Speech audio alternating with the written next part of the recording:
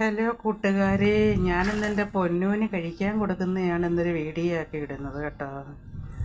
അതിന് കഴിക്കാൻ കൊടുക്കുന്നതെന്ന് വെച്ച് കഴിഞ്ഞാൽ ഒരു മനുഷ്യൻ്റെ ക്ഷമയുടെ നെല്ലിപ്പലക കാണുന്ന രീതിയിലുള്ള കഴിക്കാൻ കൊടുക്കുക.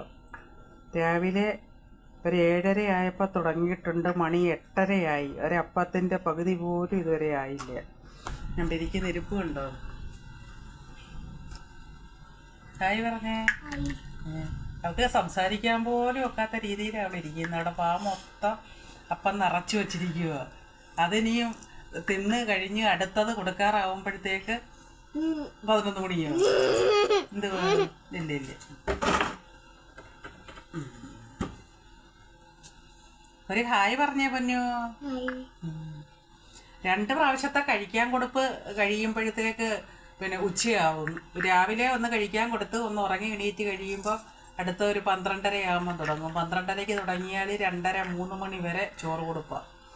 അതും ഇതുപോലെ വായി വെച്ചുകൊണ്ട് ഇരിക്കും. 2 3 ഉരുള തിന്നും. മനുഷ്യരെ മെനക്കെടുത്തൊന്നുമല്ല, അത് കഴിക്കത്തുമില്ല. ഇതിനെയൊക്കെ ഇനി അംഗൻവാടിയിലും സ്കൂളിലും ഒക്കെ വിട്ട് കഴിയുമ്പോഴാണ്ട് നോക്ക് വായിരിക്കുന്ന ഇരുത്ത. അവൾ ചവയ്ക്കത്തില്ല, ഇങ്ങനെ ഒതുക്കി ഒരണയിലങ്ങ് വെച്ചിരിക്കുക. എന്തോ ചെയ്യാനാ? നിങ്ങളുടെയൊക്കെ കുട്ടികൾ ഇങ്ങനെ ആണെന്നൊന്ന് കമൻറ്റ് ചെയ്യണേ.